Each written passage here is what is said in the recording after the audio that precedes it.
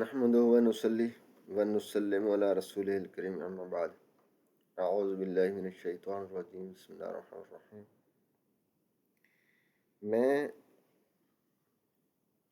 اس issue پہ بات کرنا چاہ رہا ہوں جو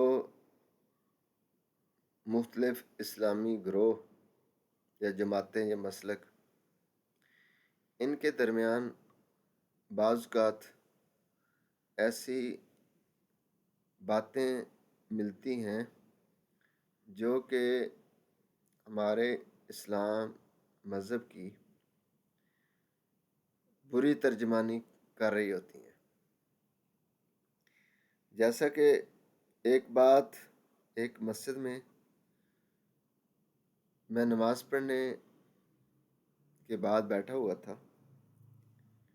تو وہاں امام صاحب نے جو ہی اسلام پھیرا ہے تو وہ کہہ رہے تھے کہ جیسے فرشتے آمین کہتے ہیں نماز میں، وہ کسی کو سنائی نہیں دیتی، اور ہم بھی آمین کہتے ہیں تو ہم اونچی آواز سے نہیں کہتے، فرشتے بھی ان کی آواز بھی کسی کو سنائی نہیں دیتی۔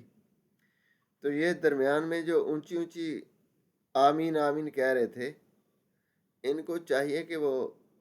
آہستہ پڑھیں دوسرے لوگوں کی طرح۔ یہ بچوں کو ایک برا طریقہ سکھا رہے ہیں، اور ہم ان کی جو ان لوگوں کے مسالک کے مطابق ان کی مسجدیں ہیں تو ہم وہاں نہیں جاتے، اور نہ وہاں جا کے ہم کوئی ایسی حرکت کرتے ہیں جن کی وجہ سے ان کو ناگواری ہو۔ تو یہ کیوں ہماری مسجدوں میں آ کے ایسی حرکتیں کرتے ہیں جس سے ہمیں اچھا نہیں لگتا، اور ہمارے بچے ان سے ایک وہ طریقہ سیکھ رہے ہیں جو اچھا نہیں ہے۔ ملتی جلتی اس طرح کی گفتگو انہوں نے ارشاد فرمائی۔ میں ان کی کاپی تو نہیں کر سکتا، میں مفہوم کے طور پہ بات کی ہے کہ اس طرح کی انہوں نے کچھ باتیں کہیں جو مجھے بہت بری لگیں، اور پھر بھی میں خاموش رہا کہ ہماری مسجدوں کا جو ماحول ہے اس میں اختلافی بات کرنا جنگ کرنا ہے۔ اگر آپ کوئی بھی ایسی بات کہیں گے اور کسی امام سے اختلاف کر لیں گے، گویا کہ آپ نے وہ جو ماکھیاں ہوتی ہے، یا آپ سمجھ لیں کہ شہد کی مکھی جو ہوتی ہے، بڑے شہد کی مکھی، اس میں آپ نے ہاتھ ڈالا ہے، اور جس طرح وہاں سے پھر بچنا انسان کو اتنا آسان نہیں ہوتا، تو پھر یہاں سے بھی بچنا اتنا آسان نہیں ہوتا، اور مستقل طور پہ وہاں آپ نے کچھ لوگوں کو اپنے خلاف کر دیا ہے۔ تو ہمارے ماحول میں یہ بات پروانے نہیں چڑھی کہ ہم دوسرے کی عزت کریں، یا دوسرے کے خیالات یا دوسرے کی جو سوچ ہے ہم اس کو بھی برداشت کریں، اور ایسا ماحول کریٹ ہو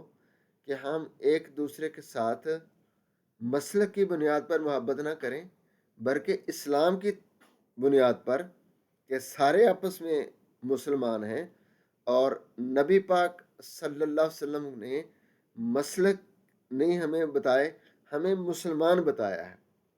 اور مسلمانوں کو آپس میں اتحاد کی بات کہی ہے، ان کو آپس میں جوڑا ہے۔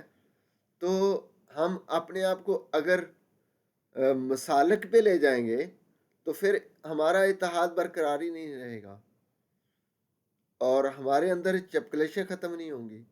ہم آپس میں ایک دوسرے کے ساتھ لڑائی جھگڑے میں رہیں گے، مناظروں میں رہیں گے،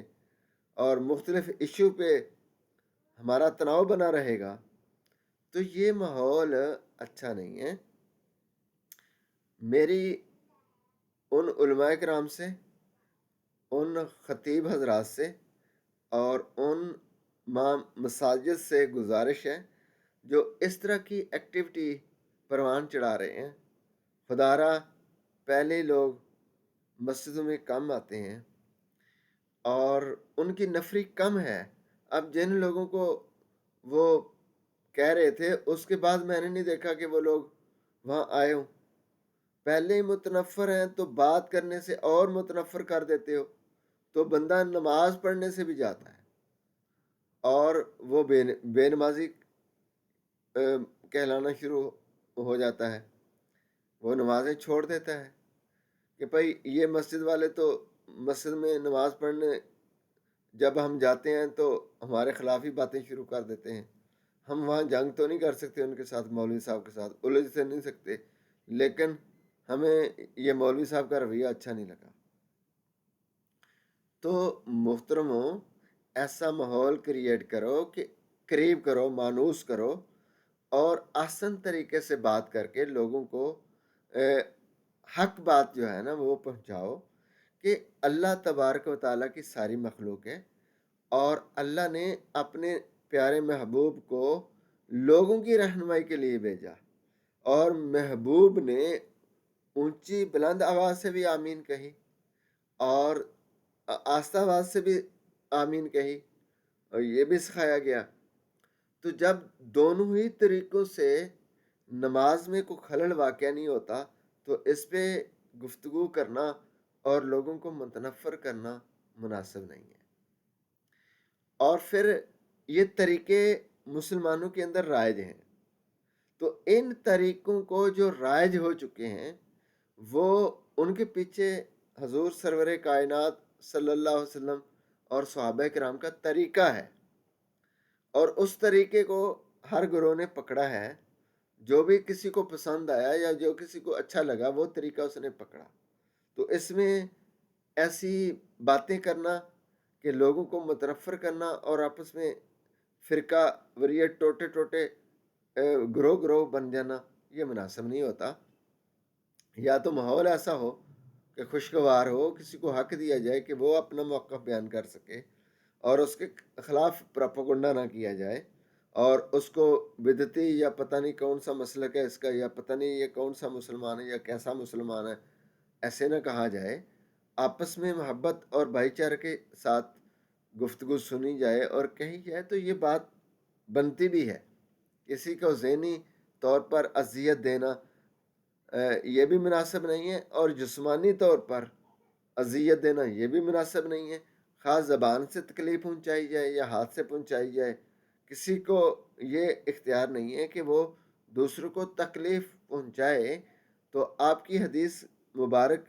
اس کے بارے میں موجود ہے کہ آپ نے ارشاد فرمایا وہ مسلمان ہی نہیں جس کے ہاتھ اور زبان سے دوسرا مسلمان محفوظ نہیں ہے. تو ہمیں ایسے رویوں سے اجتناب کرنا چاہیے تاکہ محبت کا، بھائی چارے کا ایک سلسلہ جو ہے برقرار رہے اور ٹوٹے نہ. السلام علیکم ورحمۃ اللہ وبرکاتہ.